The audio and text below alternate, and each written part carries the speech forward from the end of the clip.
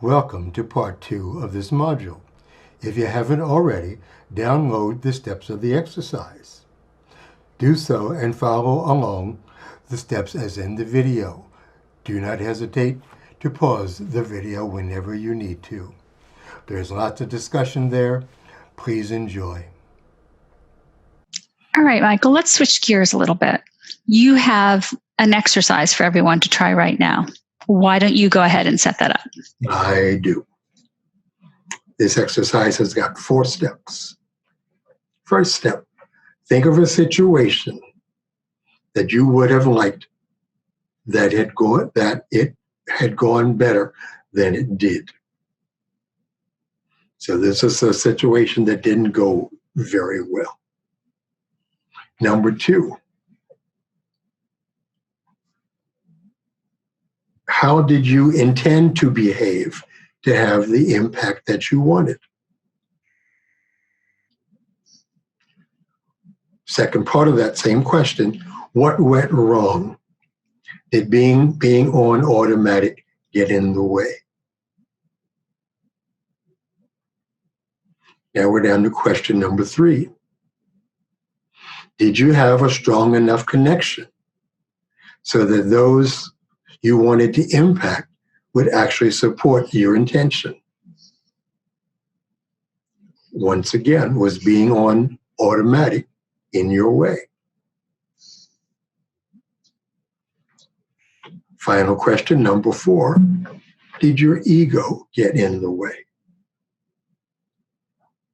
If so, how? Was it about you feeling offended? Was there something that you took personally? That is what I'm asking you for this 4th question. And then, what could you have done differently in any of the 3 areas of intention, connection, and ego management? So yes, Michael, I have an example. Let's hear it. Oh, right.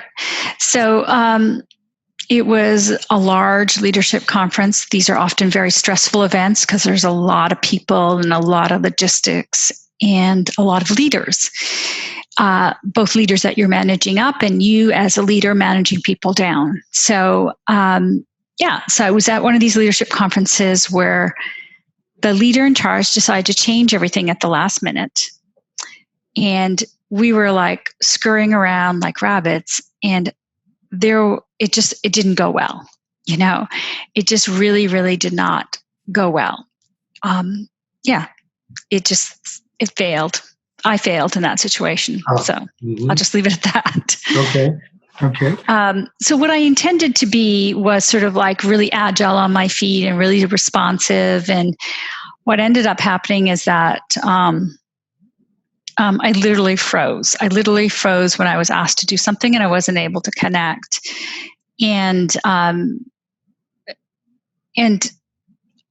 wasn't able to connect to what the leader was asking of me, what my people were asking of me, or support them in the way that they needed to be supported. And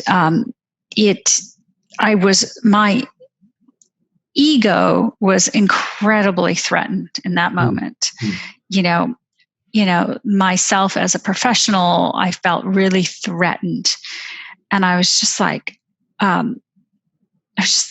angry at this leader for being so deeply for doing things on a whim without taking the consideration of his people into account. Right. Okay, so then your intention had been what?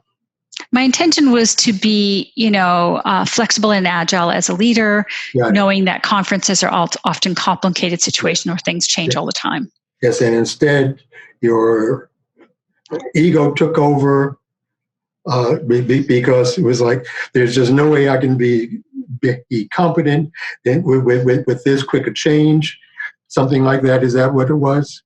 Well, it was actually even stupider than that. We had actually responded to the change and set all these things up. and someone had done something completely ridiculous, like misplaced one item. And the leader looked at me and said, "Where is this one item?" And it was a trivial little thing, but he got fixated on it, or he asked us for it. And I just froze. I was just like, I don't know where it is. And then it was kind of ridiculous, but I should have just said, "I'll make it happen. I'll make it up, whatever it may be." That's fine. Okay. So your intention was to have a certain impact, and that did not happen. Correct. And as a result, I ended up causing more stress for my team. Yes. Okay. Who had to respond in my stead. Right. Okay. So at that point, what was the quality of your connection with your team? There was no connection. There was not. Okay. So it was just like I didn't even want to look at them. I didn't even want to be there. And that clearly came across. Yeah, right. And so they just had to do it somehow. They worked around me. I was like the pillar that was frozen, and they just worked around me. Okay. And you talked about how it was your ego in both cases that got in the way. My ego was incredibly threatened by this individual in this situation. So our egos are about our sense of identity and self-esteem. So in this case, which of those two was it? I think it was more of my, I don't know if I'd call it my self-esteem. I'm not sure what that means, actually. Well, you're feeling good about yourself, or feeling poorly about yourself. I was exhausted. I was feeling very poorly about myself. It was a similar kind of resentment and blaming. I didn't know why I was there. Maybe this is not the best example.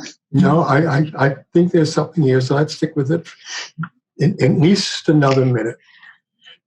You had an identity as a very competent person. That's correct. Right, and that is something that you mentioned. Yes. And his turning the tables on you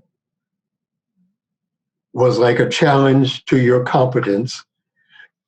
And your ego was like, I don't think I can meet this. And so you froze. I originally the turning of the tables I responded to, but it was that last piece of in the moment asking me to do one more thing. That's what I didn't respond well to. One more thing represented what?